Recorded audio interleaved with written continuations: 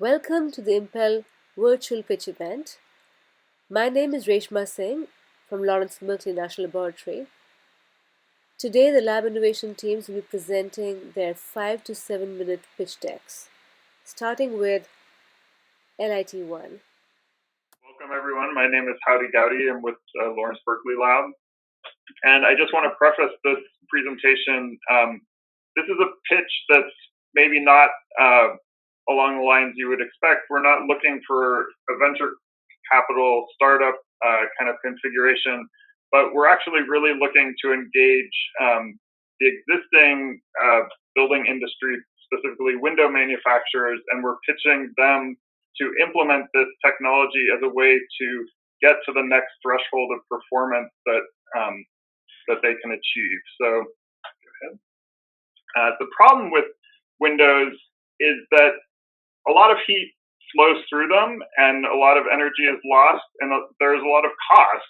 $20 billion a year basically goes out the window in the U.S., and it's a significant fraction of the total U.S. Energy consumption and consumption in buildings. Window performance has sort of stagnated at this R3 level that a double low E window can provide, and there have been technology transformations in the past with windows. We've had single pane glass for hundreds of years. In the 70s, that rapidly transitioned to double glazing, and then later, starting in the 80s and growing more slowly, we had a transition to double low E windows. And way down at the bottom there, you can see that triple glazing has existed for a long time, but has just not been implemented. And it's really needed to get to the next level of performance for buildings, but it's not been embraced by industry because it's a big hurdle for them to implement it. This is another way of seeing that only 2% of the window market is these high performance triples, and 90% is the low E double glazing. So this is a monolithic market that's trapped at this level of performance, and any efforts with codes to try to push the performance level further has been met with resistance, that it would be too much of a costly investment in retooling for a manufacturer to go from their double pane lines, which are supported by frames that are a certain dimension that can hold the glass, to a triple that would require a completely new framing system and infrastructure for their production. Even though, and that's in this country, in Europe, it's very common to have triples and wider gaps, but that hurdle just hasn't been engaged in our market. There are a number of alternative products that can be used to achieve high performance window proofing. And vacuum glazing is one of the most attractive and interesting developing technologies. It's still highly emergent technology, and it has its own adoption and production evolution that it's going to need to go through. But it's an interesting technology on the horizon. But traditional triples and even quadruple pane windows, they can only really solve the problem by getting thicker and heavier, and that all leads to changes that are required on the framing system and other investments that the window manufacturer has to make for adoption. So next slide. So our solution is a thin triple, and it's achieving this in two ways. It's using thin glass in the center layer, which makes it a lighter window and also reduces a little bit of space. But also those air spaces are smaller because we're using krypton gas instead of argon gas. And this is made possible, well, krypton has higher insulating properties, and it's optimal at a smaller gap than argon is. And what's really important about those two enabling features is that it allows a high-performance triple to occupy the same space as a traditional double glazing, which will drop in directly into the framing systems and the production environment of existing products. So it's really not an impediment at all to a window manufacturer to adopt this alternative insulated glazing unit. And as you can see on this chart, where we're looking at U factors, so lower numbers are better insulators. If you're at that left-hand line, which is the 0.7-inch standard gap of a double glazing, with a triple, we can basically double the thermal performance of the window in the same space, and that's a really attractive thing to do because it doesn't require that change in investment for the manufacturer. There are, over on the right-hand side, you can see what you can do with more space if it's available to you, and it gets a bit better, but again, that's a much harder transition to make. Yeah. So this idea has been progressing for a couple of years. We've really done most of the proof of concept, but at a technical level, and we've focused a lot recently on establishing the relationships with window manufacturers and the supply chain for thin glass and inert gas fills to support this concept and build a partnership to demonstrate it. So right now we're in the process of both laboratory testing and field testing of initial prototypes that are being generated or produced by our partner window companies. And we're building up this year towards a larger scale field deployments of up to like 100 units at a time. And our team at LBNL is mostly researchers and engineers who have studied energy efficient windows for a long time and have a long history of working with industry, supporting the modeling and rating systems and high performance product development. Our group leader, Steve Sulkowitz, has recently retired, but he's still active on this project, and he has 35 years of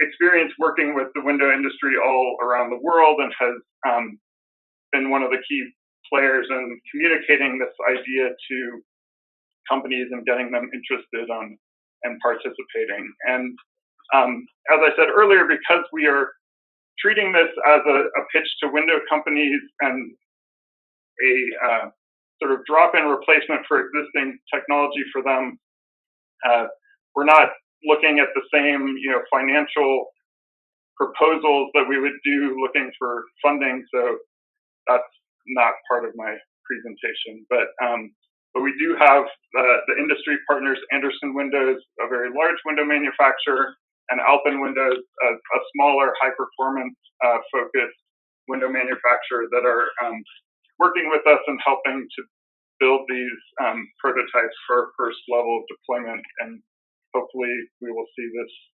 technology adopted and allow the market for high-performance windows to develop further than it's stuck right now. So, thank you. It was 8.5 minutes. We went a little bit over. Okay. But we have now 7 minutes for Q&A with Coach, and I think Jay, you need to leave, so we'll go first. So maybe I'll just give you a few comments. Although you're not going to a commercial, a financial audience, you're trying to show the benefits. Talked a lot about the I use the word technology, but it's a technical. But things around it's a drop-in replacement where it means there's no change in existing Windows systems. So essentially, translating what you're doing into users and is taking the conversation to the layer. That is independent of who you're pitching to, because at the end of the day, they really get it. I think that's something to do. And also, there's even if you're not doing commercial fundraising, there's an impact in terms of the cost and the life. If you're able to pay them.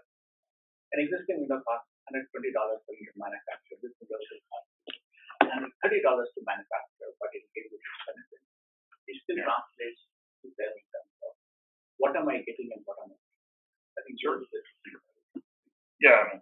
And the last thing is, I think there is a depth of presentation to simplification of it into some core concepts. It's simplified.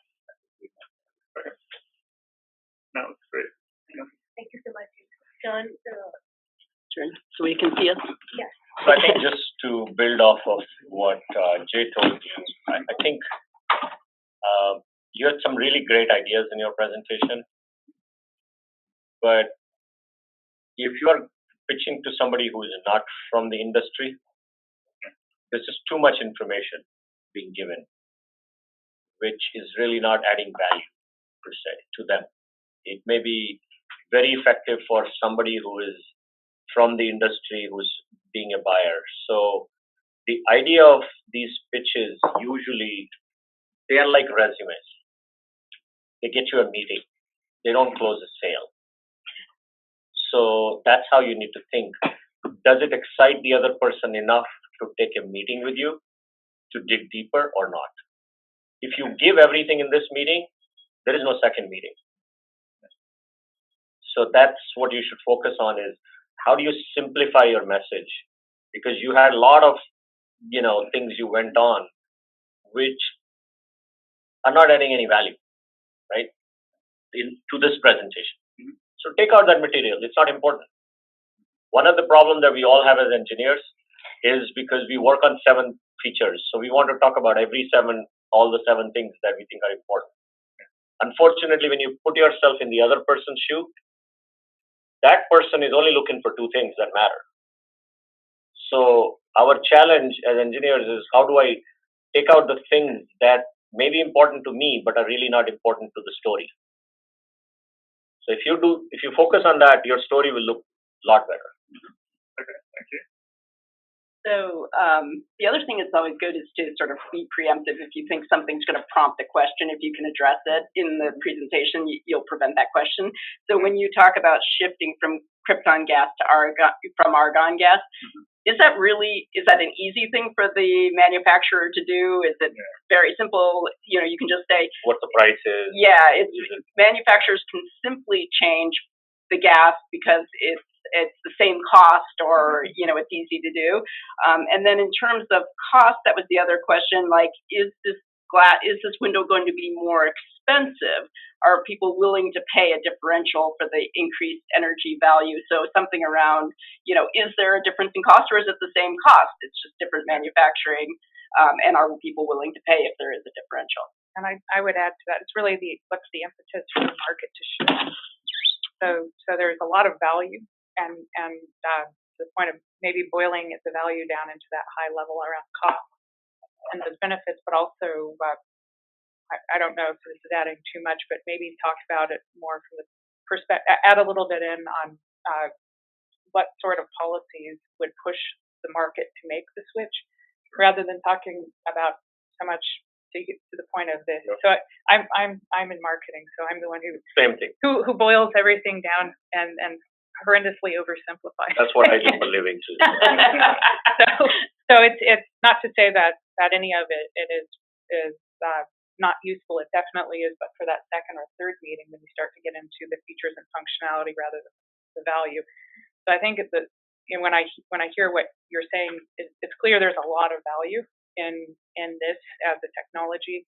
There are a lot of applications that I think would be very helpful, but what's going to help push the market forward in a way where the company to whom you're pitching is going to want to make that change, because it would be investment involved with that.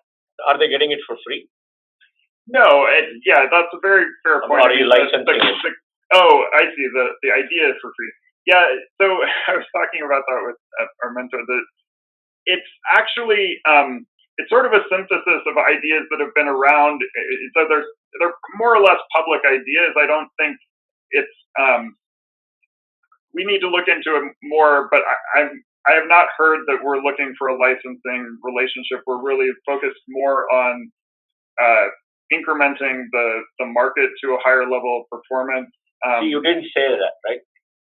Sure. Yeah. That is what your value proposition is. If you are selling to me as a window manufacturer, that our interest is in expanding this, right?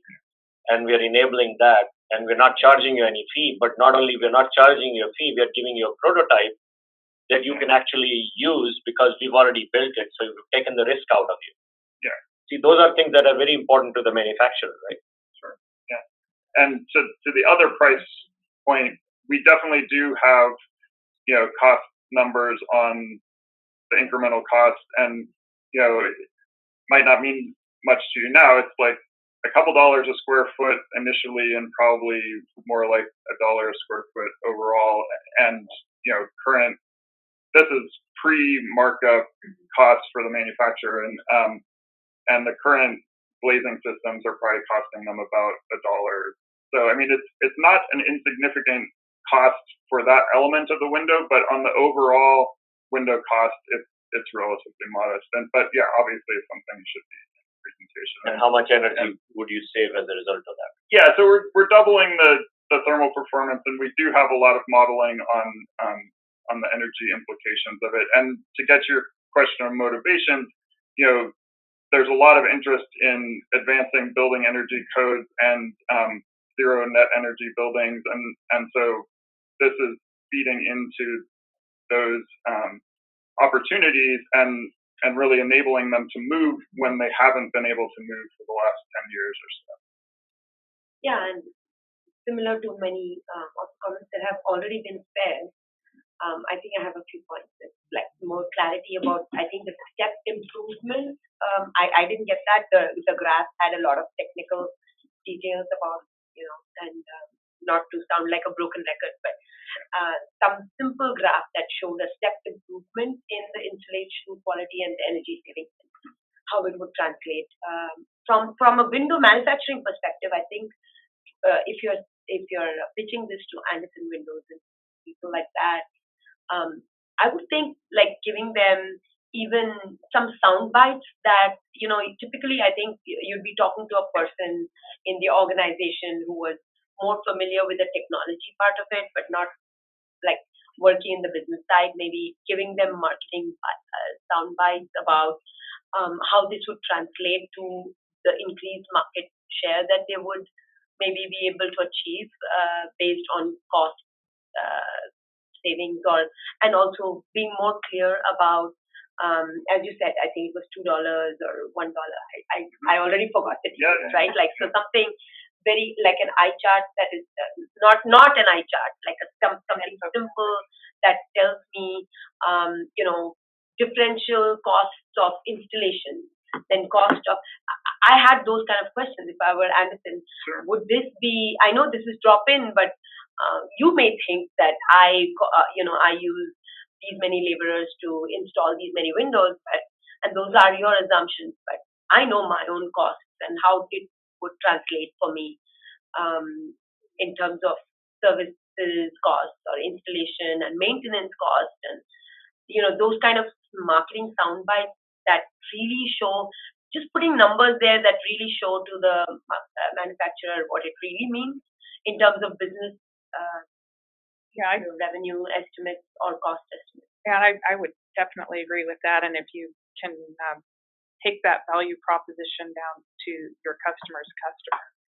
Yep. So you've got good data on energy efficiency and savings, and if you turn that into those marketing sound bites, you can actually use those statistics and how they're going to make money from that, because they're going to help them market to their customers to deliver that value prop. So if I'm a homeowner and then there's a value prop to me to say I can save hundreds of dollars every year because I'm living in a 110-year-old house with single pane windows. Yeah. So you could actually do single and double comparisons of cost in an infographic or something like that. But it's thinking about your customer's customer or your investor's customer. Yeah, I would even go up to saying that look at like public data that's available on how many million windows they sell, for example, and even if you take a portion of that and say this portion of your market will go, just make estimates about who are likely to pay $20 more for a window or $100 more, and just take portion of that market and translate it. Basically, it's like hand holding your customer and saying this is your business model. Um, it's a simple numbers game, but that makes sense. Yeah, they love numbers. Thank you very much. So let's move to our third team. We're actually going to skip for C for right now because they just sent us an updated slide deck. So we're going to go last for the sake of continuity. So we can skip to the team number 3. So Manori, are you online? Okay. What? Will I go just slide? I'm doing 30 seconds too or no? Yes, you can do the 30-second pitch, and then please, before you start, let us know what your next step is, who your audience is. Oh, okay. So should I do 30 seconds first? Yes. Okay. So in buildings, sealants or caulks are essential to prevent air and water leaks. This dramatically increases maintenance energy costs. A very common failure is that sealants separate from the surface because they are installed on dirty surfaces or because of building movement. To stop these issues, Oak Ridge National Lab is developing a self-healing sealant that adheres to dusty surfaces, and if the sealant detaches from the substrate, it can re-adhere to the substrate and recover its initial adhesion strength. This new sealant will reduce sealant failures and thus decrease repair, maintenance, and energy costs in buildings.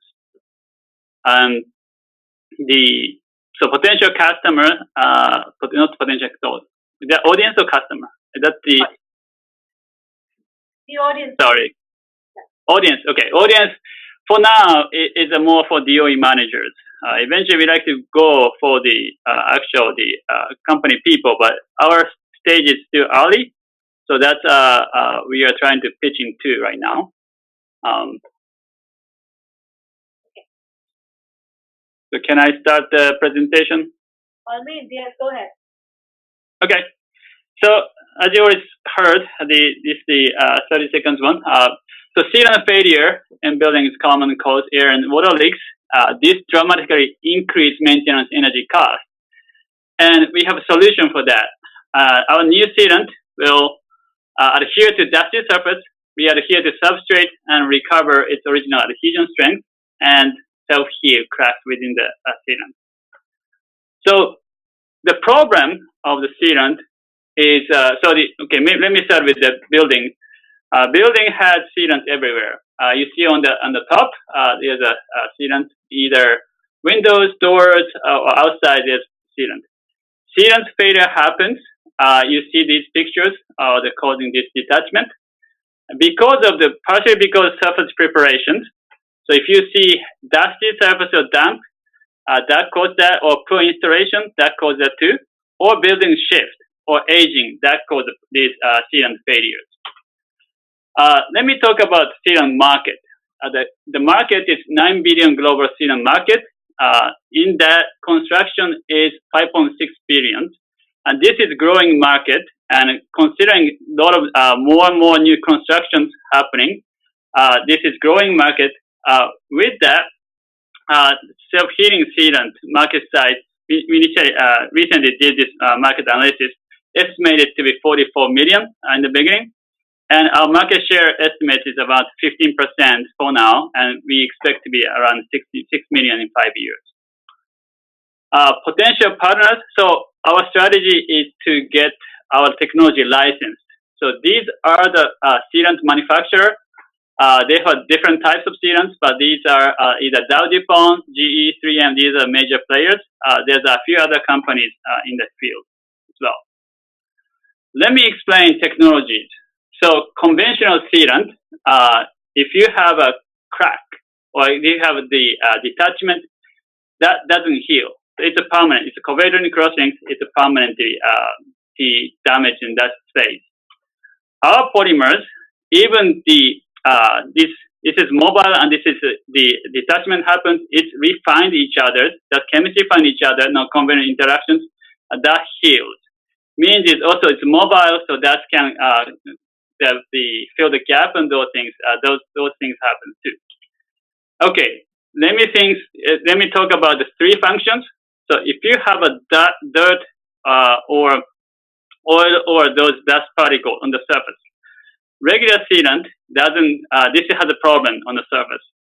Our sealant, this can be adsorbed. So this is also applied to the moisture. If you have moisture, that's okay. That can be adsorbed. And conventional sealant, if detachment happens, this doesn't readhere. Ours is still sort of mobile, so it can readhere. Also there's a crack formations. The conventional one, it doesn't. It just crack stays permanent, and ours can self-heal the cracks. And we expect this will lower repair, maintenance, and energy costs in buildings. Let me show you the two videos simultaneously happening. On the left, this is major cut, and they just put it together, just touching each other. It's healed in 5 minutes. On the right, it's poking, and you can kind of see this polymer is healing, coming back and healing. So those are things happening. So after 5 minutes on the left video, so this is not completely healed yet, but you can see we can pull it. So you can see how this polymer has mobility as well as self-healing capabilities. Okay. So technical roadmap. So this is a little more technical. So we are trying to achieve as good adhesive strength as the commercial materials, but also we can self-heal and also this mobile thing. So that's one thing we need to achieve. Another thing is the environment. The technical, this should adhere all of these dusty surface, those things, but we need to prove that as well as temperature operation. We know this should be fine in this temperature range, but that's we need to prove. Then later on, we need to formulate for the manufacturing. This is a team. So I'm Tomonori Saito. I'm a synthetic polymer chemist. We design polymers. And the team, also Deanna Han, she's a building manager as well as building researcher. She has a lot of experience on the buildings. And also the Pengfei Tao, he's my postdoc. He's working on this, synthesizing these polymers. So we have some commercialization experience, but mostly we are R&D persons. Okay, so the final slide. So this is what we are thinking. First, technically, we need to meet as strong adhesion as commercial materials, and also we need to communicate with the potential industry partners. Now, year 2, this new formulation needs to be tested. Severe environment. It could be the dirty surfaces or the certain damp surface. Those we need to be tested. Now, hopefully, we can get licensed technologies. They then communicate with these licensed companies. We like to modify and also upgrade our formulations. With that, I'd like to thank you for attention. I'd like to take any questions or suggestions.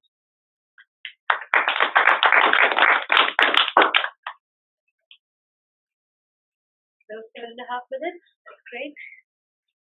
So I'll start. You can hear me, right? So yeah. One thing that did not come across, I mean, if you're pitching to the DOE, they want to know why partners might want to work with you. So my question is, if you're a partner, if you're selling sealant, a potential partner like Dow Chemicals or something, if you're selling sealant, why wouldn't they, they might have a inherent interest in not wanting your technology because you get to sell more if sealant breaks. I know building, once it's hard to maintain and somebody else is making the money, but Dow Chemicals might want to sell it to more of these maintenance people so that they fill in these sealant holes with more of the same sealant. So why would they? I'm sure there are good reasons why they might want to go to a better sealant where maintenance people are not, it requires less maintenance. But going into that kind of, addressing that concern, I think would be a big thing. And also, yeah, that's an interesting point. I thought about it too, and I don't have a good answer because I know those companies want to make a profit, and obviously, I mean, they probably want to have a handle of these advanced sealant, but then considering profit, yeah, that's an interesting question. No, I mean, it may just be like more of a marketing, positioning message that you have to work on is Okay. think about their business interests and how they, might be incentivized to invest in a Okay. sealant that was really better, and how could they market a better sealant to their customers, because everybody wants lower maintenance costs, and so there are good value propositions, but how do you translate the value proposition for your partner would be one way. And the other great thing I thought, which I think most markets don't enjoy, is that you have a market with very few players, very few markets. Like it's a very homogeneous market, right? You just have to convince 3 or 4 players and you have the whole market. So that's actually an advantage. So if you were talking to DOE, I would stress that and state the benefits of working with few homogeneous, like a market with few players. I think.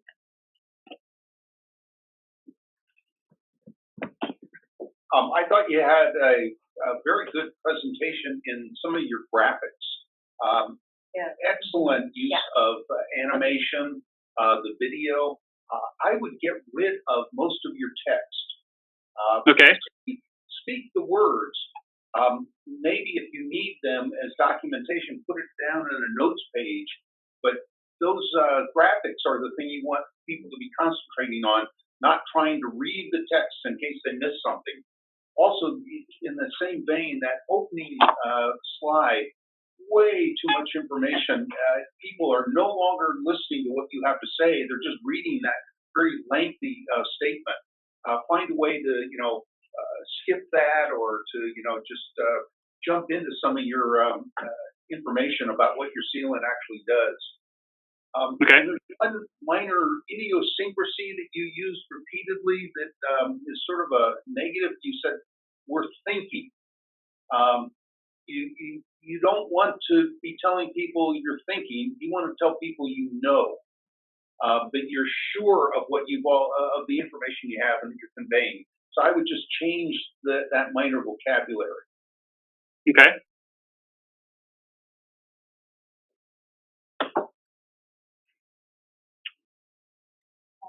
I agree along those lines. Is just refining the what's in it for them. I think that's probably the most important, because I had the same thoughts of, well, if it lasts, how long does it last? And if it lasts forever and it self heals, then why would I ever want to sell it? Even though it's a solution, it's a breakthrough. It's as a consumer, I'd love to go buy that today for my own needs. But if I'm a company trying to resell it or manufacture it, then what's in it for me? So I would just reiterate with all you. One of the industries one can look at is the industry, because they incentivize their customers to do energy efficiency, even though they are selling lesser units of power, things like that. So try to see, what was the value proposition for them, and then translating it to building materials might be a good example to you. If you want an example of an industry to look at that struggle with that problem, look at the incandescent light bulb. It needed to be replaced every couple of months, and now we have LEDs that last 20 years. Somebody in that industry found a good way to raise the points that were brought up here.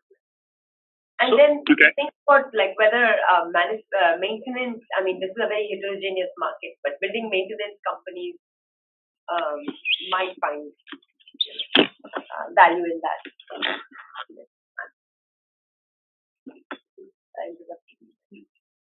Right. I think I didn't have time to. I mean, I should still to speak about it. But yeah, our coaches discussed the potential large construction company might benefit these kind of things. So that's potential. We don't have all the data yet, but that's something we were thinking. So I think overall your presentation was really good, by the way. I think you already got the feedback on the first one, I would probably replace the first one with the with maybe a photo which shows a sealant being used, and that is sufficient, and then you can talk about it rather than having that text. And I think the question I have for you is, you talked about sealants of different kinds, but you didn't segment and tell me where your sealant is going to be used is most effective. Is it for automotive? Is it for construction? And if so, for what aspect of construction is it better? So can you elaborate on that segmentation and tell me where your sealant is best? So right now, our design, so this is a little more technical, but it's a silicon-based. We are modifying silicon-based one. So the silicon-based, my understanding, is used mostly for the construction. Actually, I'm not sure. I didn't check on automotive. They might be using that too. But so that's our target. So anything you see silicon sealant, that we should be at least competitive to replace some of the portion of their market. And you didn't show me that what does the current sealant cost, and when you replace it with yours, what's the benefit in cost part of it as to, is it 2 times more expensive? Is it same price? Is it less price? Because that will convince me that, hey, I need to really get on it with, because the benefit is so much more than the cost. Right. That's a very good point. I do not have a number for cost, so yeah, that's a business case. Yeah, we should check into that. Yeah, that's a very good point. But I think at this point you're pitching to DOE, and it's all about like getting funding for more research, right? So there's a lot of That's correct. Still, this is kind of still. I feel like I'm okay. I'm a synthetic guy and I'm a researcher, so still a little bit early. Once we have a really good performance, I feel like we're gonna really dive into the commercialization. But still, we need a little more research, and I know it takes time. Yeah. But I think he's right. Like, because if there's not that much money already, then the investment may not give the returns, right? So, looking at how much it currently costs and how much money is there to be made. But you made that one slide where there was a pie chart on market size. Yeah, market size. But it doesn't tell me that is this product going to cost 5x, because if it is going to cost 5x, maybe there is no market for it. So material-wise, it should not cost that much more. That's I know material perspective, but actually selling it, how much you want to charge this product, I don't know. Well, that is not the problem you want to address. You want to say that your cost is not any higher than what the current ones are. So that's good enough of the statement. Oh, okay. Yeah. Thank you very much. Okay, thank you. Well done. Okay, we move to our fourth team. Nora, are you ready? Nora? Okay. So, Nora, if you're comfortable projecting and sharing your screen, we're fine with that. If you want us to do it, we're fine. Whatever you prefer. I think they were revising their slides. I see. Nora, did you update your slides? Yes, I do. I have a slightly updated slide. I'll share my screen. Go ahead. Okay. Please do start with the elevator pitch as well as the audience you're pitching to. Yeah, don't do the elevator pitch again. Just do that. They get off on a wrong tangent. Okay. Shall we do the elevator? As if they were doing it without it. I want to see how they present.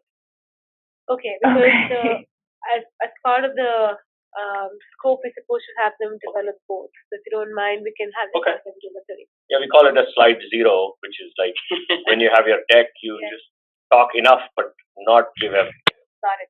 Your first meeting. Because in the elevator, you're giving everything away, right? Because I'm listening to the rest of the presentation as well. I see. Okay, so let's do one thing. Let's flip it around. Let's do the slide deck and end with the elevator pitch. Is that okay? Yeah. So I'm sharing my screen. Is that everything works so fine? I can start? Yes. Okay, I'll start, just to clarify, I'll start a whole presentation, 7 minutes presentation, right? Yes, please, and you end with the elevator pitch at the end. Oh, okay. All right, cool. We'll do. Okay.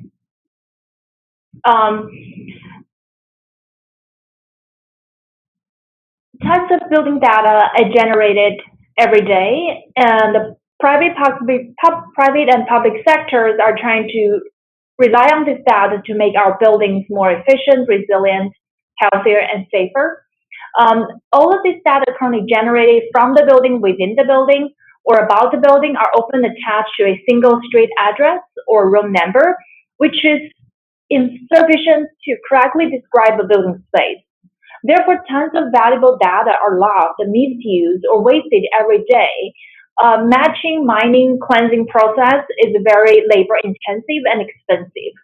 So we create a first natural spatial key to enable data unification for critical decision making with the lowest cost and highest efficiency. And my name is Nora Wang, an architect and engineer of PNNL, to introduce you UniDex today.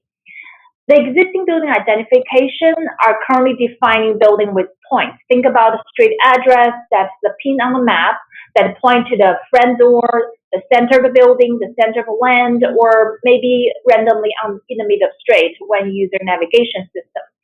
However, a building or space is a three-dimensional object.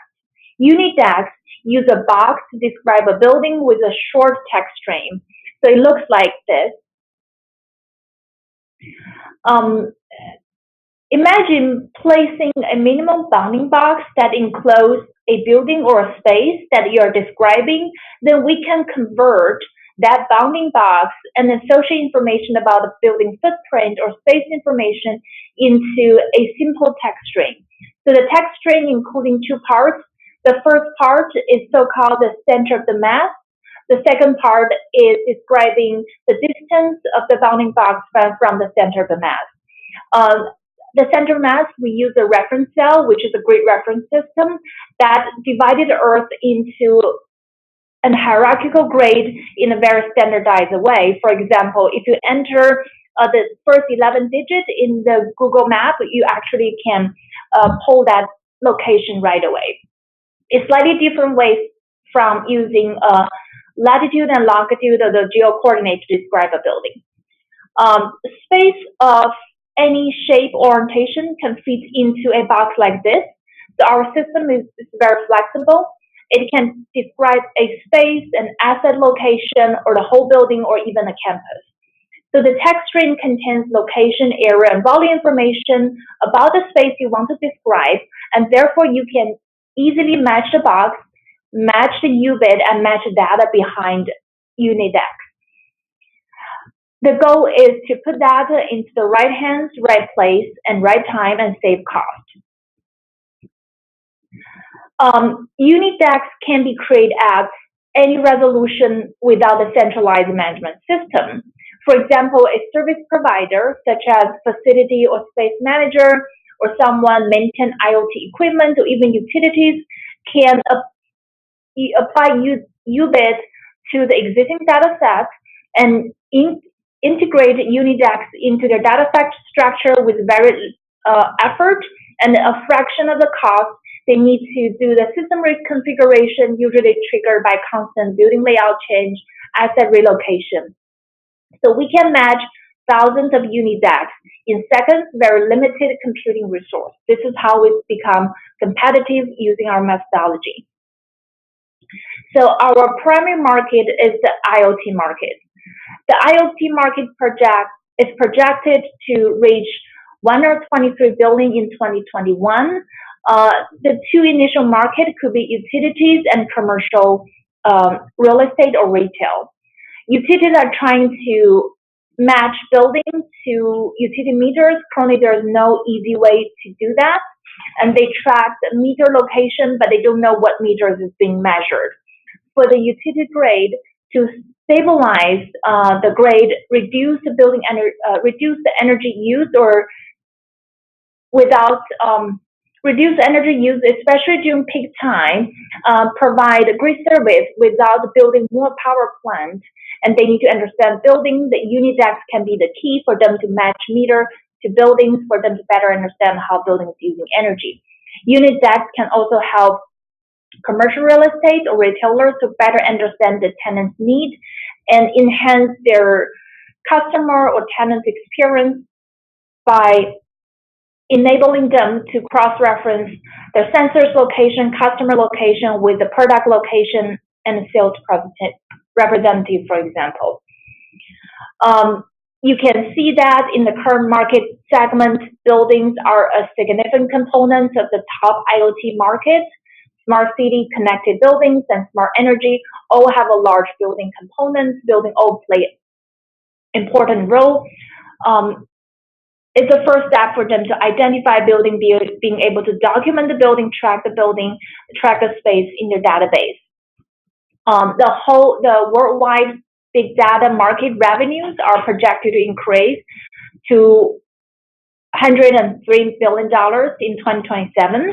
And big data is delivering the most value to enterprise today and tomorrow by decreasing the expenses and creating new avenues for innovation and disruption. Information is really the key to any business in the future. To exchange correct information, we need to speak the same language. So UniDAX is enabler for business to join building-related data sets without paying a fortune as they're doing today.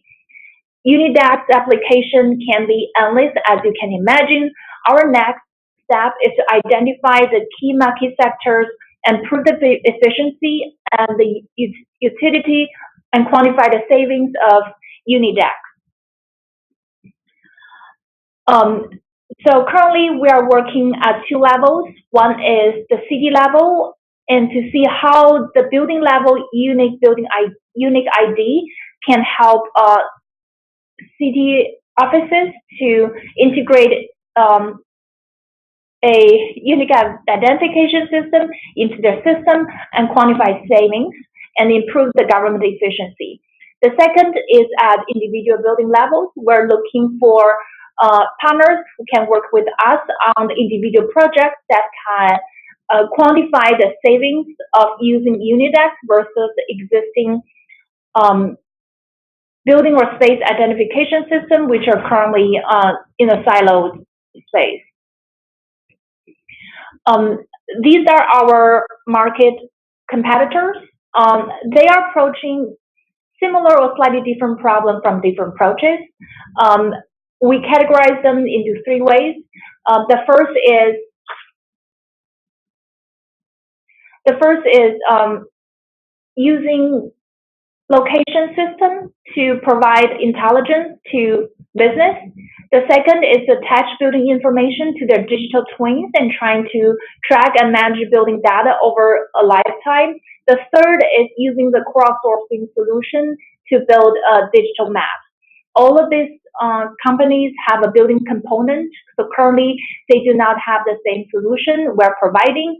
However, they do give the impression that they may have a slightly different solution to identify building location and then provide space information to business.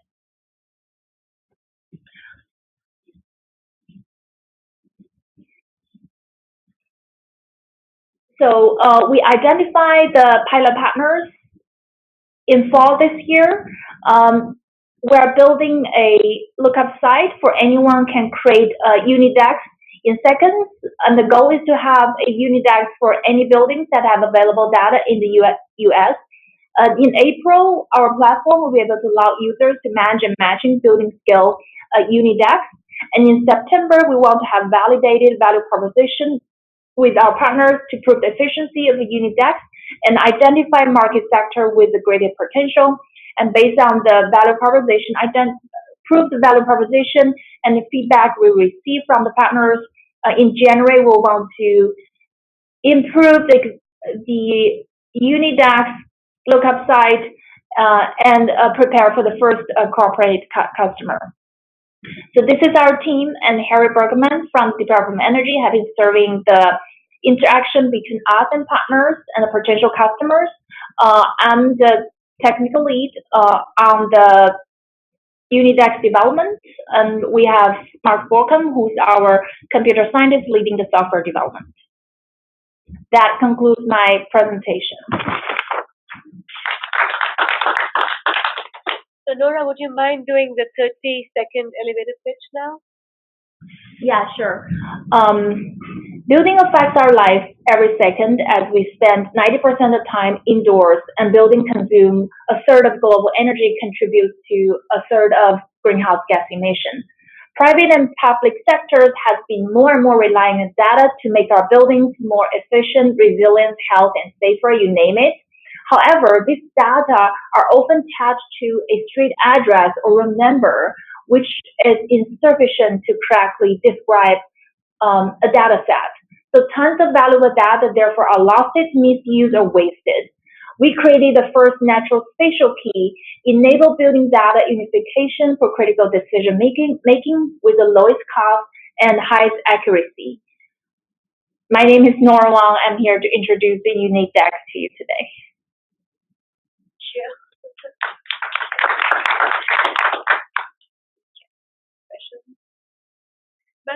Mentors should also feel free to put in the comments. Every time I see this, I have new comments, but I'm going to let everybody else. So I'll start with one comment I had.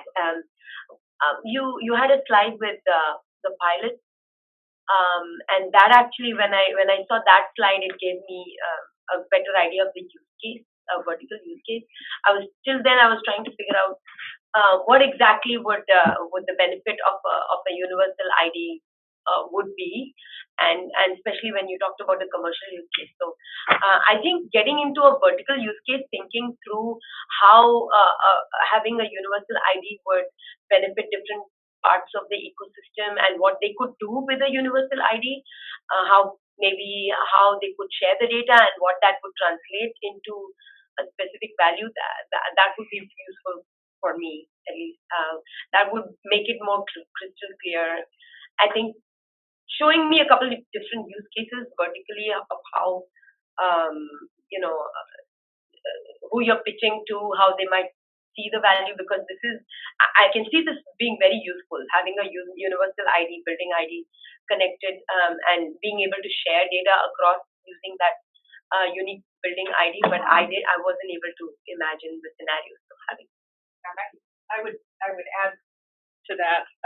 It took me a little bit of time to wrap my head around what the market problems were and the technology problems, and how the market and the technology came together to create a solution.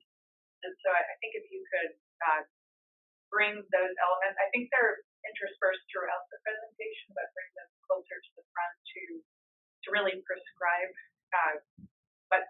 what it is you're doing, and bring in the use cases that tighten it up and bring it a little bit closer in the narrative. So starting with here's what's changing in the building space. Here are the challenges that big data has in terms of siloed areas. We are able to marry those together by creating these unique IDs tied to those buildings, which allow us to do A, B, and C, pulling it then into your real-time use cases that you have, that you're doing out in the market. That would be my recommendation. Just to don't leave it up to the audience to figure out why it's important to tell them up front, and then that way they're focused on, okay, now I see what the value prop is, and now I can see if I take that technology into my market space, I know how to apply it, and then we get into the ROI elements of the.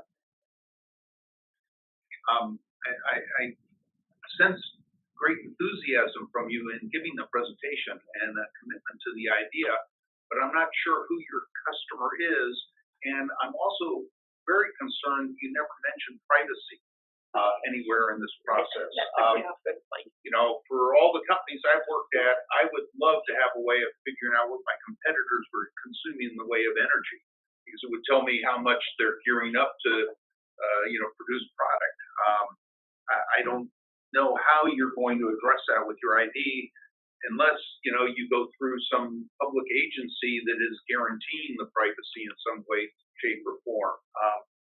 And then on a more, specific level of the slides, too many words again. You don't need complete sentences on a slide. You just need a bullet.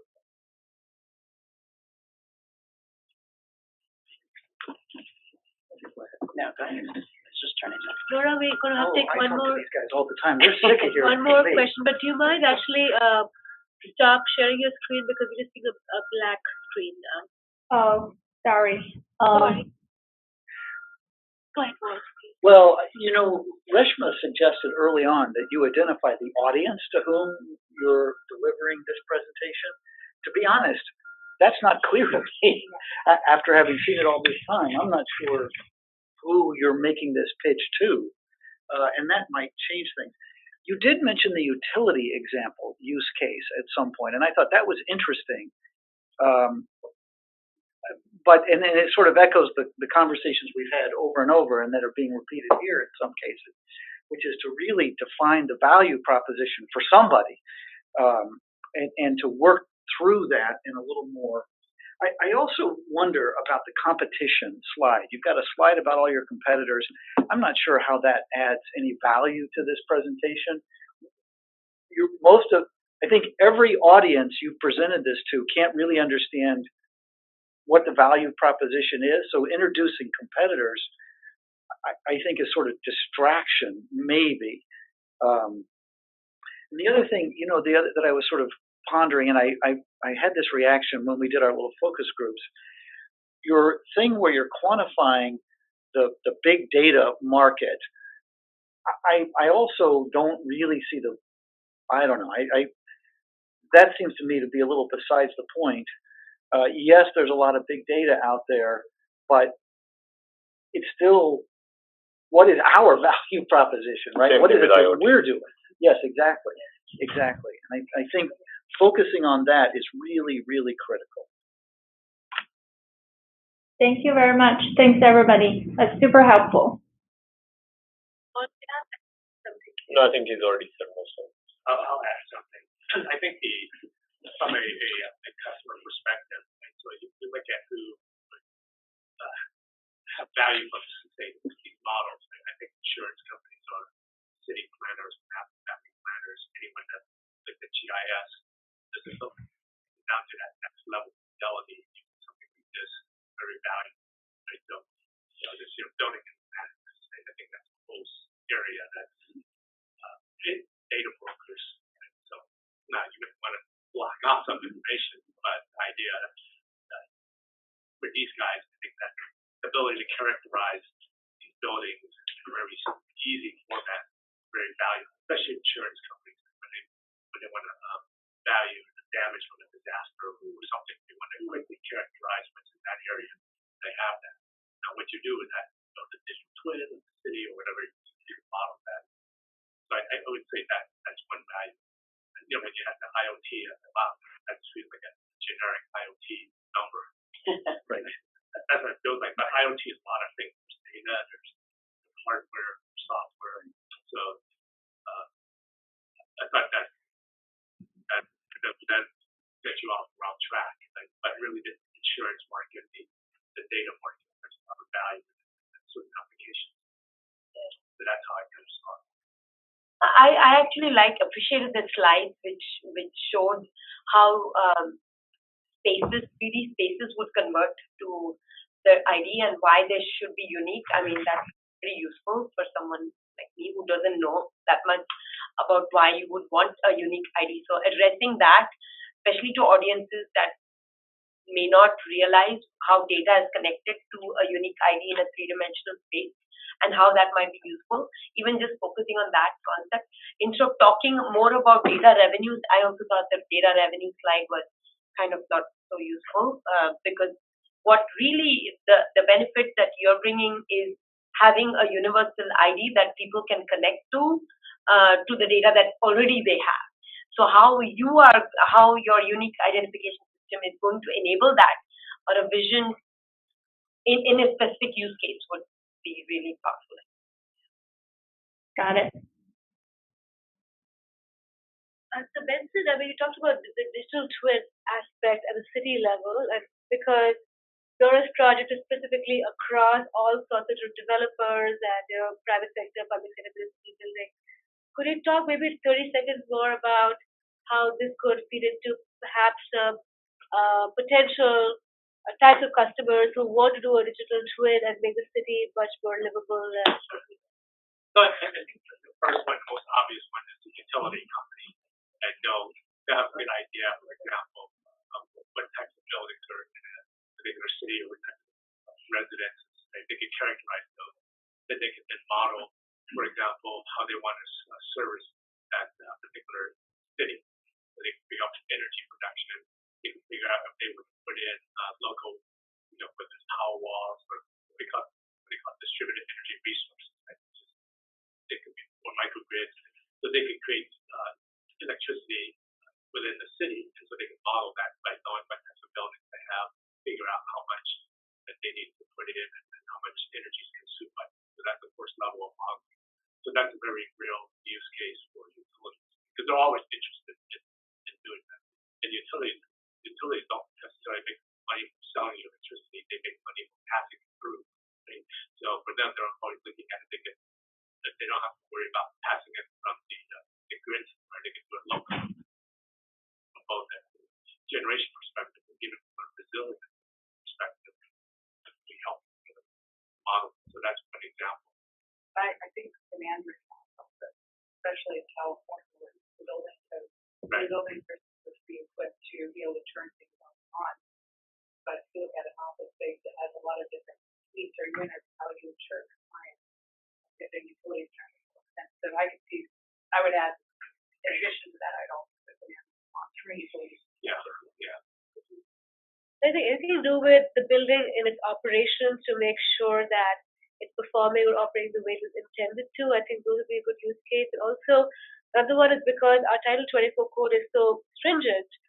One of the major issues with our buildings going net zero right now is the net metering aspect, that buildings are generating solar power and it's not being able to be absorbed by the grid, and that's why actually the code is becoming less stringent in the next 2019 iteration because they just don't know how to absorb the power. So I think something like a UBID would be good to plan ahead so that the code and the next generation of buildings or the next generation retrofits of buildings could be more adapted to what's going to come, just because they have a set of common threads available from each of the buildings. Right, and you can build a model off that, which then feeds into the income, right? Yes. Yes. Not that I'm giving a plug. and for the non-technical audience, being able to say street address is insufficient to do X. In order for us to model, to have city information, street address is not sufficient. We need this level of granularity, and explaining why is super helpful. Right. So even from a public safety perspective, like disaster, they'll know exactly what types of buildings in that area, what resources to bring in, and they can model. Well, it's funny, that even ties to like 911 calls. They need to know what floor to go to, what room to go to. I mean, if you can tie it into other things like that, that's really helpful. There's definitely an opportunity for tying it into your mapping, into positioning, and into planning. I think that's where the IoT play really kicks in. But yeah, it's something to think about. I think, you have those orchestral traditionally planning back and forth from point to point, and that big idea is adding to like our longitudinal latitudes with straight maps. Thank you. Nora, any other questions from your side, or shall we move on? No, I don't have any questions. I just appreciate everyone's input. That's very valuable. Great. Thank you for presenting. Thank you. Next up is Batiste. Hopefully Nora's UBIT can feed into Batiste's digital twin, right?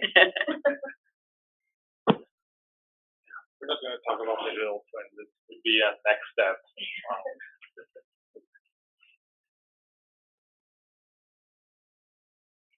So I have a camera right here. Yeah, just make sure that you are right angle. Yeah. Yeah, so talk to us on the slide. It will be okay. Oh yeah. Hi everybody. My name is Batiste Ravache. I'm a scientific engineering associate here at Berkeley Lab. I work mainly for the Simulation Research Group, and today I'm going to introduce you to Depict, which is a tool for modeling greenhouse gas emissions at the district level.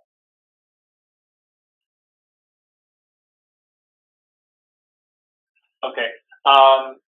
So yeah, I'm just a little surprised by the format, but okay. So cities represent 2%, cover 2% of the surface of the planet, but they are accounting for a staggering 70% of the greenhouse gas emissions. So if we are ever planning on reducing the GHG emissions, we need to start planning for better cities and low emissivity cities. This is generally enacted through regulation at the either the federal or local level. Those regulations limit the predicted emissions of a development project. So, for instance, here in California, we have the C4 regulation that limits the amount of pollutants that a development project might have.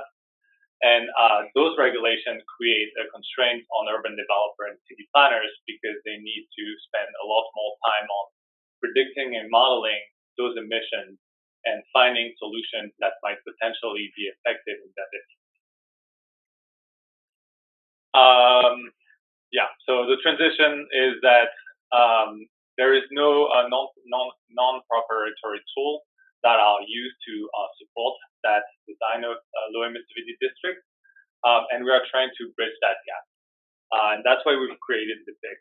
So the main market that we're trying to penetrate with the PIC is to address the problems that policymakers, urban developers, and city planners might have.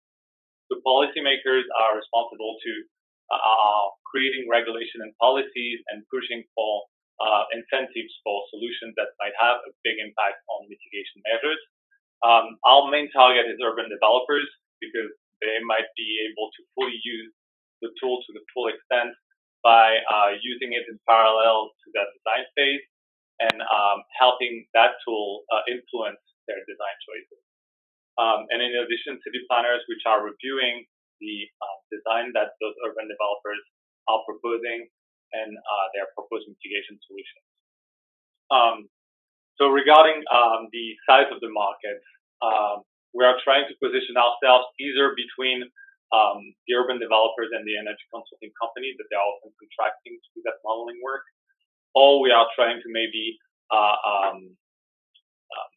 push that software to the energy consulting companies, which might use it in addition to their current process to enter those urban developers conference. So the energy consulting company is a $15 billion market, which is almost half of that is coming from the US, and it's growing. And we're also thinking that this technology might fit into the carbon management software market, which is a fast-growing $9 billion industry. So our main competitors is the status quo, is the traditional process of modeling the emission at the district level. Generally, this is done by segmenting the problem and looking at so separating the different sources of emissions, whether they are vehicles, building operations, building construction, separating the modeling of potential solutions such as solar or district energy systems, which are centralized heating and cooling. And so by segmenting that process, you're spending a lot of time being redundant, filling in your district information into all of those models individually. There's very little interaction between those models. So all of that has to be done post-process.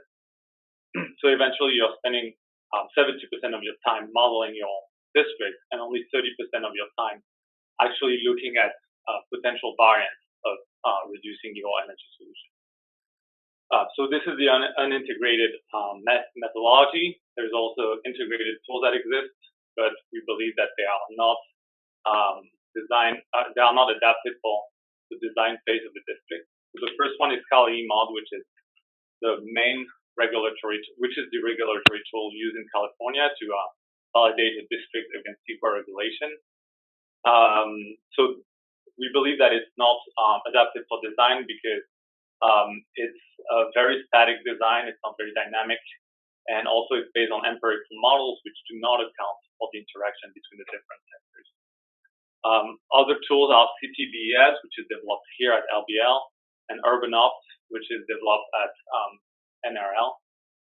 Both of those tools look at the energy use of buildings at the district scale, and for that reason, they are not necessarily interested in GHG emissions. and therefore they are not looking at vehicles, which is a big part of the emissions at the district level. So our solution is different because we are integrating different physical modeling tools together into a single shell. We're making them communicate with each other. And for that reason, you don't need to spend a lot of time setting up your models. You just import your building information once, and then BitPick does all the work. So it connects that information to each of the models, fills in the blank with educated assumptions on what those blanks might be, such as the number of parking spots or the number of people in your building. And so using the PIC really simplifies and renders the process of designing a district with low emissivity in mind a lot more dynamic. So the idea is that once you imported your district information, you can have a brief look at what the how the emissions is broken down by sources, so you can identify which sources is the most important, or the most important to target if you want to reduce that emission at the district scale. And then you can create multiple packages of solutions and compare them to each other and identify the one that might be the most optimal for your constraint.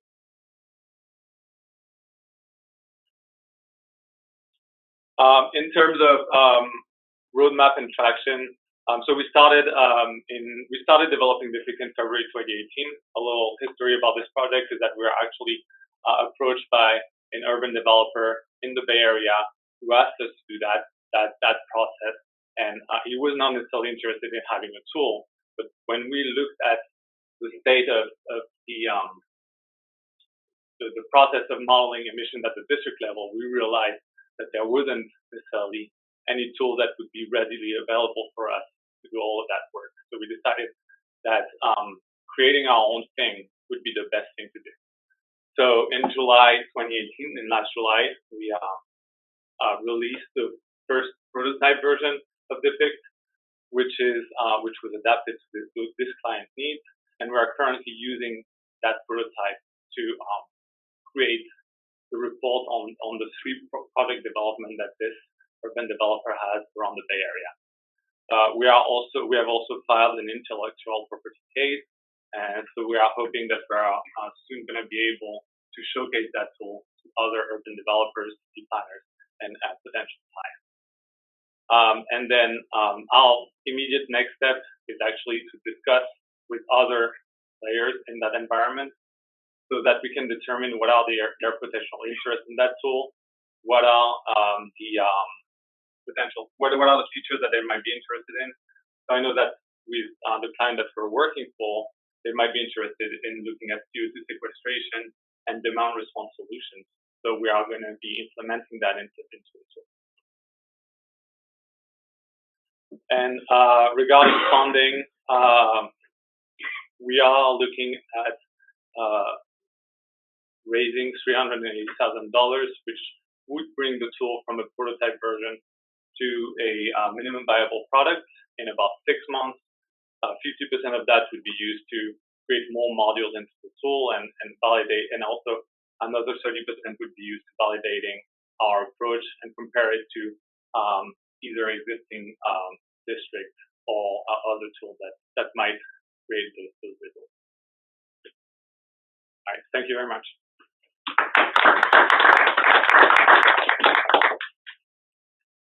Let's do it 30 seconds. Yes, thank you, Jeff. Yeah, 30 seconds elevator pitch, please. Sure. Buildings represent 70% of the greenhouse gas emissions, but the processes to design low emissivity cities are inefficient. Developers spend 70% of their time modeling the emission sources and only 30% looking at the 2 potential candidates. So at LBL, we have developed BitPick, which is a tool to streamline the process of designing low emissivity cities.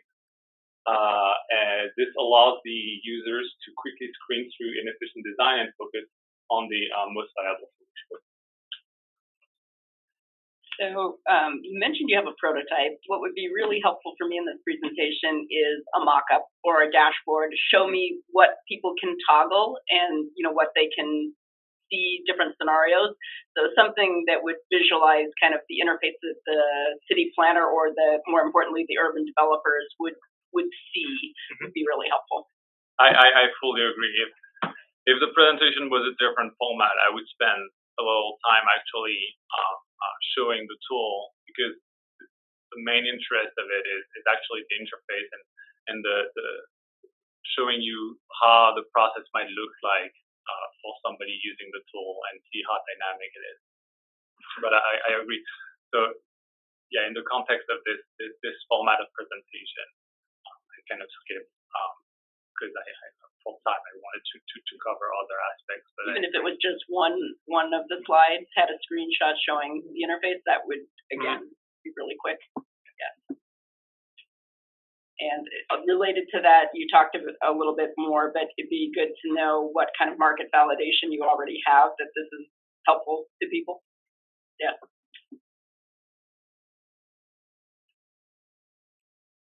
Actually, for me, you talked about what the difficulty that districts were already doing, modeling the emissions, but it was not clear to me, and maybe I was not listening properly. But your use case seems to be in planning future buildings, right? Like future design. So it seems like the problem is in the current, but not in the modeling and compliance of greenhouse emissions, and to analyze where the greenhouse emissions were coming from in the current scenario. Is that so the goal? So the goal is the use case that we have is 3 districts around the Bay Area, which are currently in development. So they haven't started construction yet. What they need to know is that they need to know the emission that the district is going to create, because that will influence whether or not they will pass the regulation.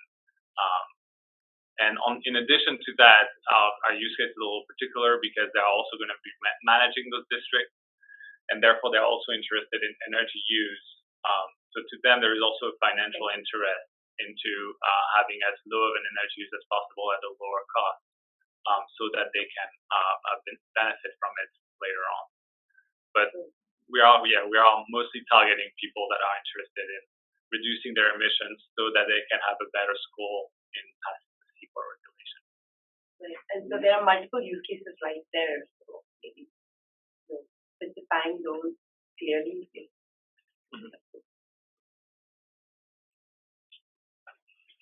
In addition to the use cases, I think your first couple of slides, the first 2 were very good, getting into your point and covering the material with some good use of graphics.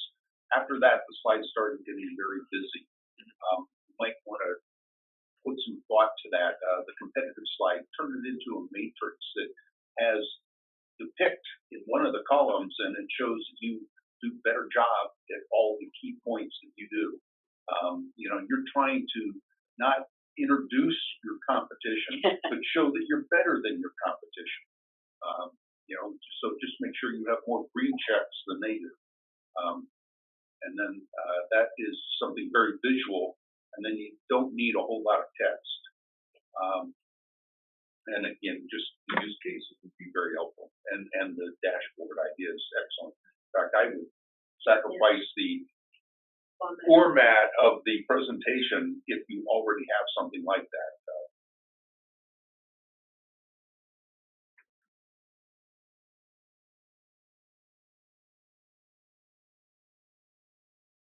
I'll make one comment. You already sat through an hour. The one other thing is at the beginning when you talked about your target market, and you said, well, we're thinking about trying to fit in either here or there. Just be a little more definitive and just make the statement of this is where we're focusing, rather than having it it's a little squishy when you put or at that. Can I make a small comment? So this might just be my background in thermal, energy, but it distracted me to hear a city referred to as a low emissivity city. because I picture a shiny metal city, but but that's just me. But I also think that it's not common language. So I mean, I don't know how other people feel about it, but I guess maybe just low emission instead of low emissivity or whatever, unless you think there's a much more precise reason to call it that. So I had the same reaction. I think it's Yeah, and going after you might have influenced that choice of wording. Yeah, it's possible that I might have had my vocabulary confused. Also, do you have an idea of the costs that are involved in how urban planning is done right now? Like when you said a lot of manual labor was, or bringing time. Yeah. Typically give me an idea of what it costs for a city of a certain size for people to really gather this information and then come out with an analysis. Is it in months? Is it in weeks? I mean, how much do cities spend on this, and then how much cost would be saved? It probably would be closer to months, but that's an excellent point, and that's also joining the point that Nancy made, which is that we need to have a better understanding of our market.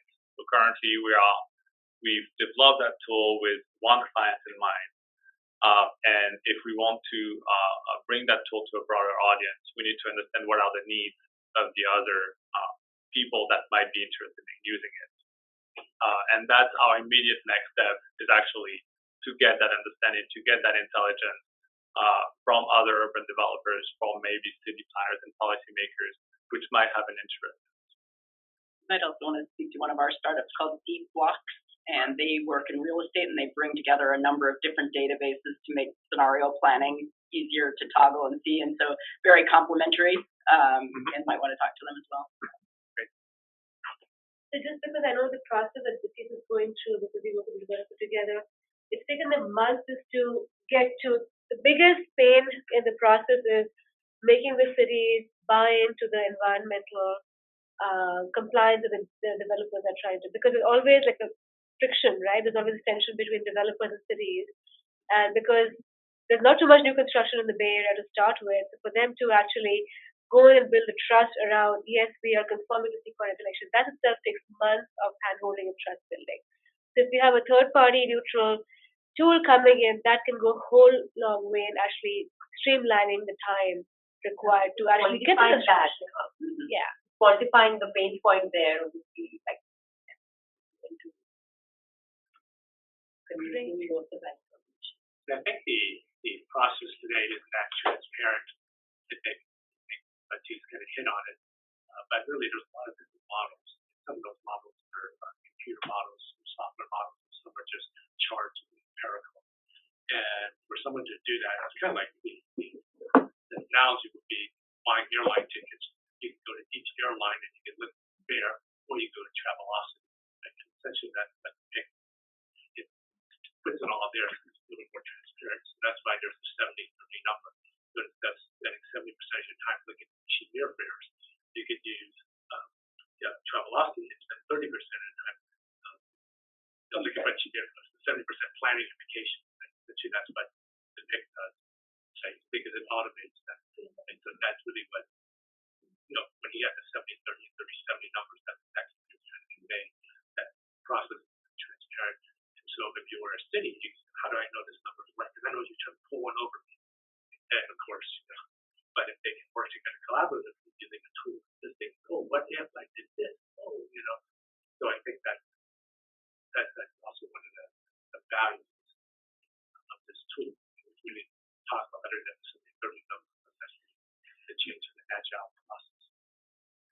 If I could just, and I don't know, this may be completely off base, but separate from all this, I sit on the Climate Action Committee of the town of Fairfax in Marin County, and we're going through right now sort of our climate action plan and thinking about how to be a low emissivity city. And the issue of data and data aggregation and scenario planning, trying to figure out where do we put our efforts, is a really serious issue. I am struggling simply to gather the data on a better than annual basis, much less think about where to deploy resources to manage towards some of the state goals that we're looking at. And I don't know if there's a use case here for that, but I guarantee you there's a big need for something like that. And so just an idea. So maybe you guys can talk to Fairfax County or city as a town. Town. Town. Will be a great pilot for you. Yeah. Thank you, Walt. Great. Thanks, Martin. Let's go over the controls to Dane. Yeah. So same thing, Dane. If you want to start with your pitch deck and then end with the elevator pitch, please. Yeah, happy to. That sounds fine. Great. Hi, everyone. I'm so excited to be here today to talk to you about our groundbreaking technology called 4C. Now, if you're anything like me, you have a million apps on your smartphone because you've adopted various products over the years, and each one comes with its own control interface, different decisions that I have to make to manage my home. And this is hugely frustrating. So I went to my colleagues here at the National Renewable Energy Lab, next slide, please, who are experts in controls and in software, and all of us together work a lot in the smart home. And so, next slide, we got together and we started talking about this problem. First of all, today's appliances make very simple decisions, but they leave a lot on the table. They're somewhat uninformed about how the whole building is operating, and that means that we have at least $10 billion in wasted energy bills across the residential sector. Now, our smart products also are really designed to fit everybody's needs, which really means they fit nobody's needs. The home doesn't work together, customizing itself to my climate, my family, and my building. And so the real question that we came down to starting to ask ourselves is, what if there was a low-cost product that could simplify the smart home user experience and save us over $250 a year? And so, next slide, we have developed over the past couple of years a technology that is a home energy concierge. We call this product 4C, and it works on a homeowner's behalf to save them 10 to 12% across their utility bills, which leads to at least $240 of savings each year. It has a very simple user interface, works across all of their products, and is low interaction for the homeowner. And we guarantee that their comfort and their convenience won't be impacted as they integrate this technology into their home to save them energy and save them money. Next slide. We've been working on this technology for the past couple of years. We started development in May of 2016, leading all the way up to this summer, delivering a laboratory proof of concept where we were working with real appliances under real weather scenarios, and we showed that under a variety of situations, we were able to save a minimum of 5%, up to 18% of the energy that building was using. And depending on the utility bills that those homes were facing, this was anywhere from 8 to 50% of their energy costs. Obviously, that hasn't been proven out in the real world. This is work that is coming, and we're looking for support and working with you to take it to that next level. This technology did, though, receive an R&D 100 award recently for being one of the top 100 technologies that are innovative in the past year. And so we're really proud of that and looking for partners to help us take it forward. Next slide, please. So we do think that there's a competitive landscape, and in particular, NREL and the 4C technology have a unique value proposition within this landscape. 4C really fits a large white space that couples innovation and intelligence with a platform that connects a large number of devices together to deliver that intelligence to the smart home. So it's really unique and separate from other technologies that embody intelligence like Nest and Ecobee and some of the other smart appliances products, which are really an appliance approach, and some of the other platform plays that allow devices to connect together but don't really do anything. 4C really serves both of those outcomes, and we're really proud of the demonstrations we've had so far and looking forward to proving it out in the real world. So, next slide. So we are happy to be here talking to you. Your company is a trusted IoT provider, and yet you lack a whole home automation offering to help connect those products with other products that those same early adopters are bringing into their homes today, setting the stage for accelerated smart appliance and IoT adoption and delivering these whole home benefits that your customers are really seeking as they're adopting this variety of products. We think that there's a huge market opportunity, and 4C, although it's been developed so far with a focus on single-family homes, can also be adapted, we think, over into the rental market as well as into light commercial market. And so the market opportunity is even larger. We think, though, that the real market opportunity is getting in early into this vast and quickly growing market opportunity of the connected smart home. And therefore, we think that your license of 4C and collaboration with us to build it into a successful product is very important right now because it'll help you get to earlier market entry than developing in-house solutions or looking at other entities that don't have the existing risk-reduced platform that we do. Next slide.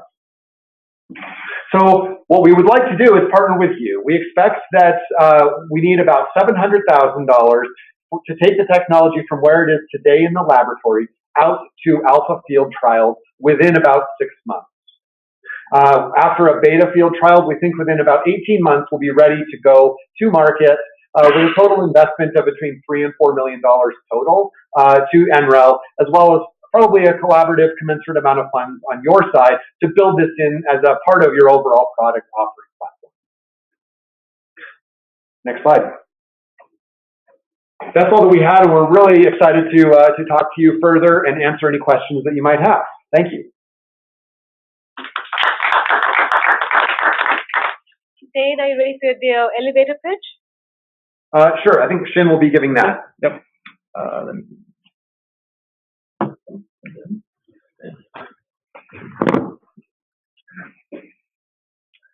Hi everyone.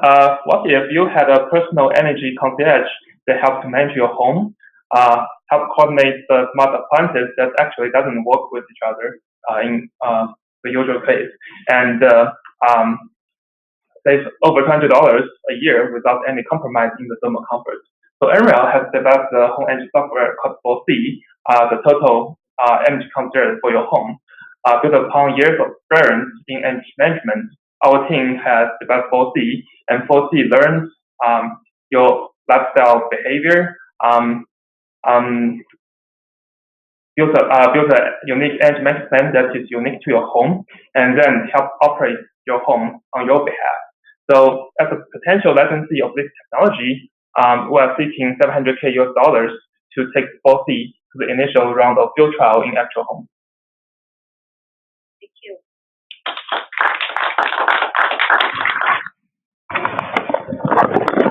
So, go ahead. So I'm one of your early adopters. I have a number of these things, and I understand how Nest saves energy because it's changing how much heating and cooling you're doing. How are you saving energy beyond, what a Nest would do? Yeah, great question.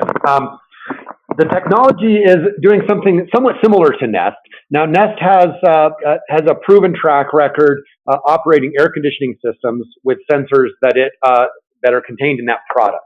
Those sensors are temperature, humidity, and motion sensing at a single point in your home. What we are doing is taking that concept, but doing two things. One is we're expanding it out to the whole building, where we can take advantage of the richer data set that comes across many different connected appliances.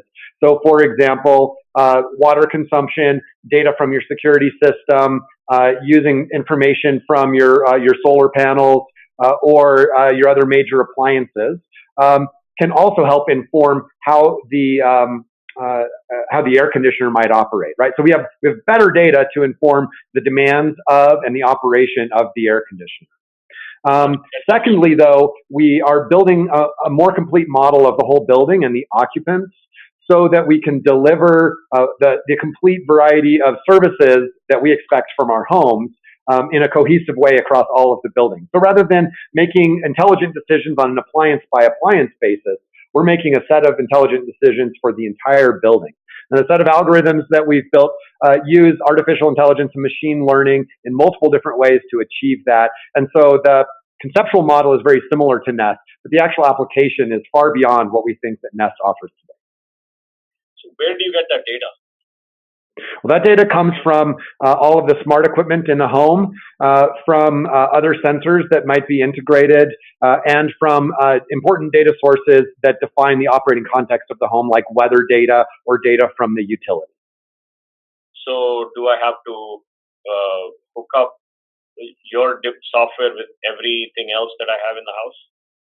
So that is something that we've already accommodated for most major appliances that are on the market today, making it very easy to pull them in, connect them through the system, and allow 4C to operate those devices on your behalf so that you don't have to sit there and make individual decisions about them.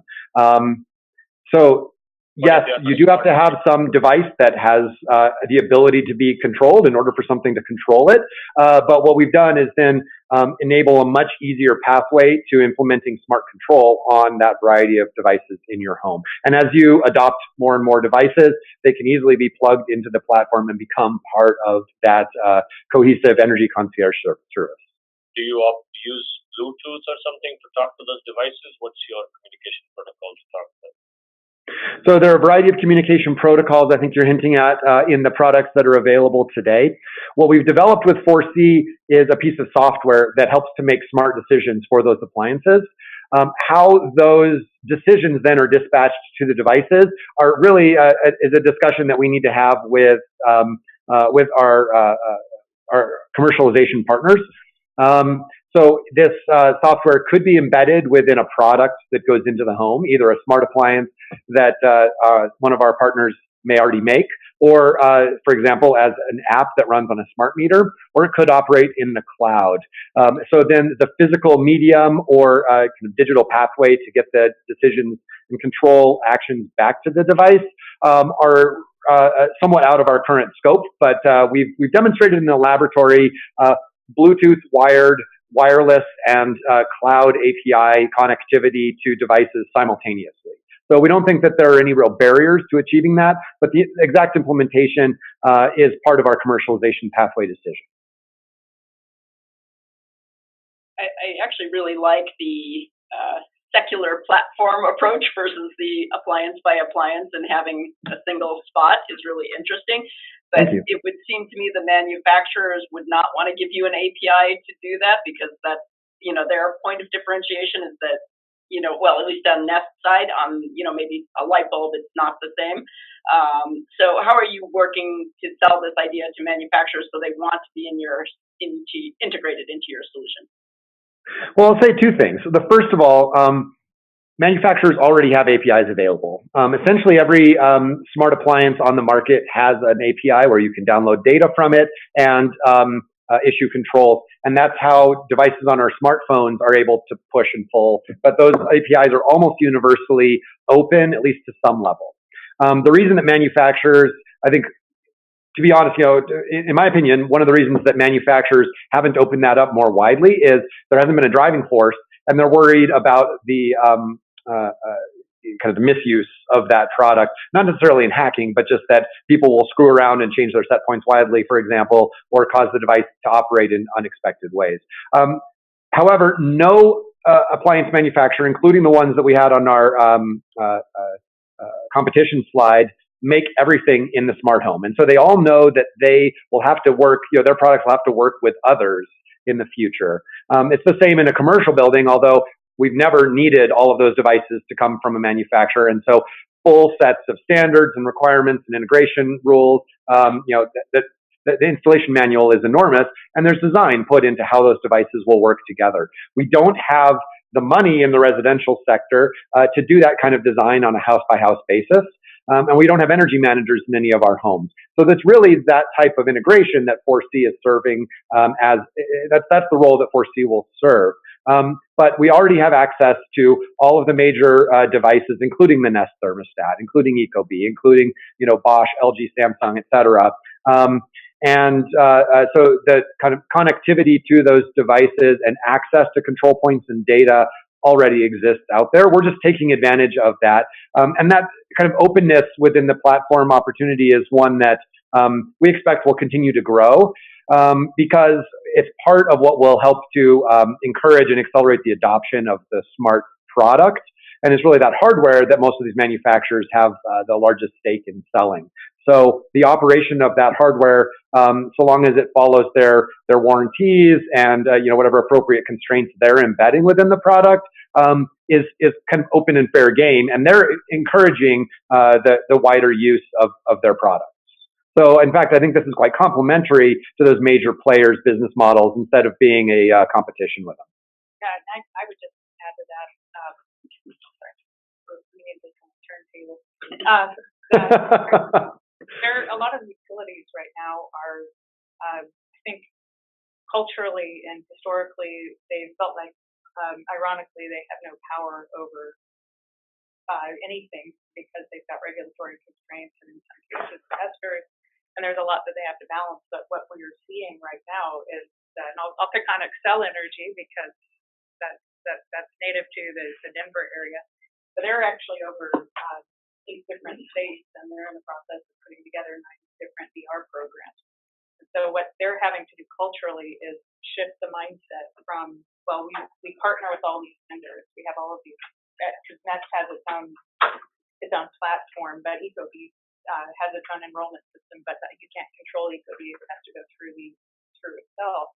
So what they're starting to look at is how can they actually dictate to all of these manufacturers that you need this open standard. So the API connection needs to be proprietary, and they all have to be put together in a way that plugs into the platform. So I think you're seeing a good opportunity from that perspective of maybe if you're partnering and you can pilot with a utility to as they're going through the vendor contract to really drive that and say let's layer this, let's layer 4C, and because they're looking at everything from hot water heaters to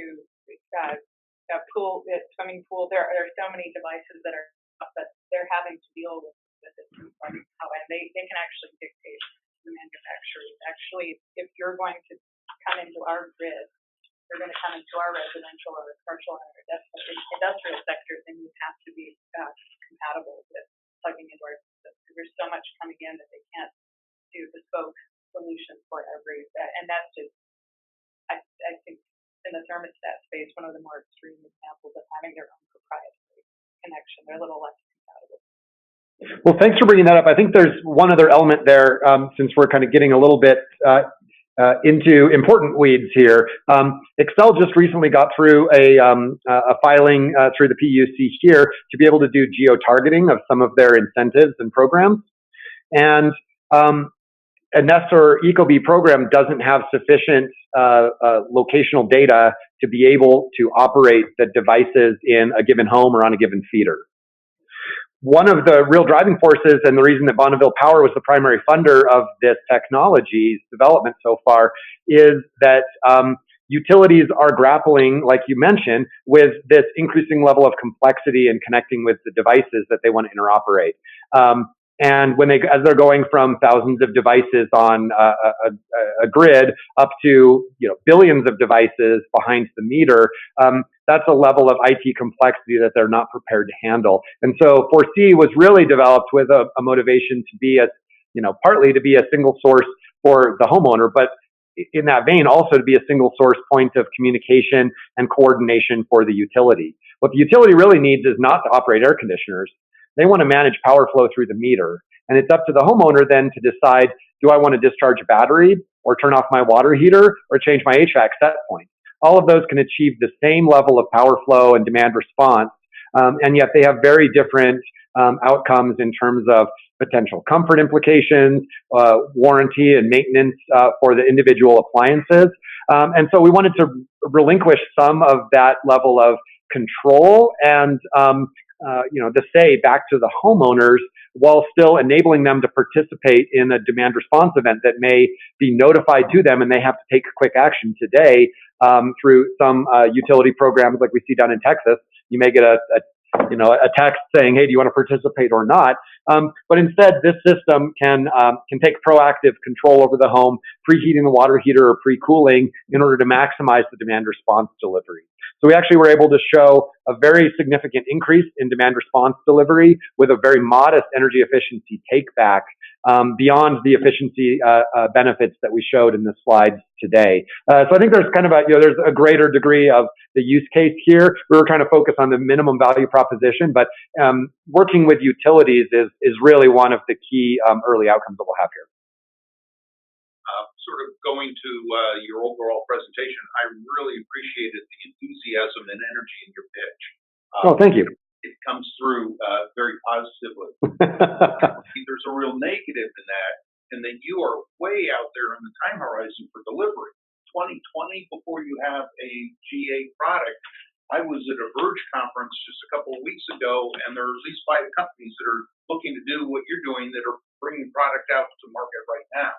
And they're all working with the utilities, so it's a very competitive space, and I don't think you have, 2 more years to get your product. 12 months of beta is not done anymore. Pardon me? 12 months in beta is not done anymore. Yeah, those days are gone. You just got to. In fact, skip beta. You need to get out there. Well, I think this is probably a point that I may have neglected to make in the deck, which is that our current DOE-funded timeline has us going into the very first homes in about 2 years. And what we're looking for with our commercialization pathway is to really accelerate that. And that's why we're looking actively right now for partners to help us move faster, get this into the marketplace, because that competitive opportunity is vanishing. So I completely agree with you, and I apologize if I didn't really make that point. I was really trying to do the compare and contrast between our existing timeline and then what we're asking, which is a completely different timeline that's much more accelerated. Let me give you an idea of where you can go to get a real customer right now. At Cal State Fresno, specifically in the agricultural sector, they are doing what you're doing. They're looking for a vendor that will come in and do a trial that will integrate across the farm communities agricultural energy consumption. Should it be taken out of a pump, a water pump? Should it be consumed instead out of a heat drying machine? Should it be multiple agricultural demands for energy? Trying to manage that in a thoughtful way. They are also proposing open standards on APIs. And so they actually have a proposal that's out. And you can look them up also on the Blue Tech Valley incubator. It's a group in the Central Valley that is doing a lot of work on this. They are integrating water and energy. Great. Thank you very much. We'll look those up. Absolutely. So homes are a very Interesting. segmented market, right? The consumer is a very different market than agriculture, which is a little bit more. Well, they're essentially homeowners with huge pieces of Huge property. Okay, you got your first target customer. You'd be surprised. The average farm is less than 200 acres, so they're really pretty small. Yeah, I think there's. I mean, we've had a lot of outreach, especially after the news about the R&D 100 award a few weeks ago, and we have a lot of locations excited for us to bring the software into a pilot immediately.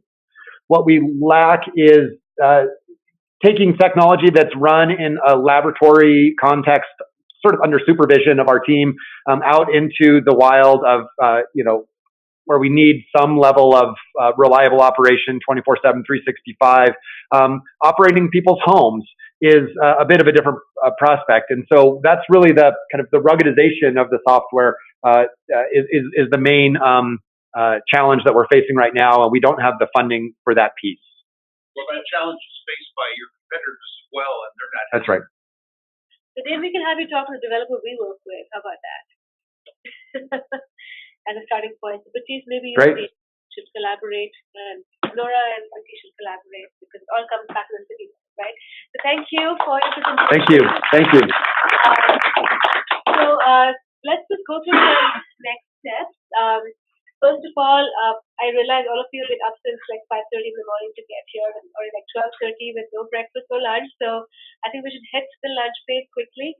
But 3 quick things. The first is, Jill, I noticed you sent an email out to your team with a bunch of your notes. If anybody else wants to take a photograph photograph of your notes and send it to me, and I can forward it on to the team, or you already are connected through your calendar invitations, please feel free to do so. And teams, also, if you want to have any questions, follow up with not just your coach, but with other coaches, please let me know, because I'm hoping that some of this we can curate so that it's not too much time taken from the coaches, other busy schedules, but we can curate some of these questions, important burning questions. So that's one, which is continuity of this conversation. The second is, in terms of next steps for us, the final showcase event is going to be in March. Most probably we're working for it to happen at the BTO peer review, where many of you are already going to be there. So please take in the feedback you got today and, update your slide decks and update your pitches, so that when you are pitching this in real time in front of DOE audiences, you really are showcasing the pilot teams coming out from IMPEL. The third thing is regarding kind of the coaches and mentors. While we have you here, if we could just spend maybe 2-3 minutes talking about the format that we have with IMPEL and your feedback on, all of you come from major experiences in both coaching, in judging pitches, and in mentoring. So anything that you have as just like gut feedback about the way we're running this and how we could make it better would be great. One thing I realized is, all these different pitches are intended for different kinds of audiences, and they're at different stages. So it's not like they're always pitching to an investor. So having the format of the presentation a little flexible around that, I think, is useful. Then he would, they won't feel constrained about this. Sure. Or specify what is the audience that I'm doing this. What specifically is my ask? Yeah, exactly. What am I after here? Because somebody was asking for money, somebody was asking for, some approvals, and they have to be very clear on what is the ask and why they want that. Yes, completely agree. Any other feedback, kind of overarching? I just think from a time perspective, if you could build in a little bit of time so people have a chance to update their slides after they've had review, just so that I think there might have been a little bit of rushing to try to quickly get the feedback and then turn it around, and maybe it's a circle back around later. I don't know how it works, but give a little bit more time so people have an opportunity to rewrite the narrative a little bit if needed. Sure. Yeah, there was not enough time. And I guess an observation, I think a lot of the feedback was it would be a little more helpful to really understand what the problem or the pain point is, who the customer segment that has that pain point is, the use cases. And I think the other thing that came up was also costs, like comparing like how much more difficult or expensive is the alternative. Yeah. So those were things that were themes that came up. So maybe sharing those with the next group, that these are questions that came up, and then they can sort of preemptively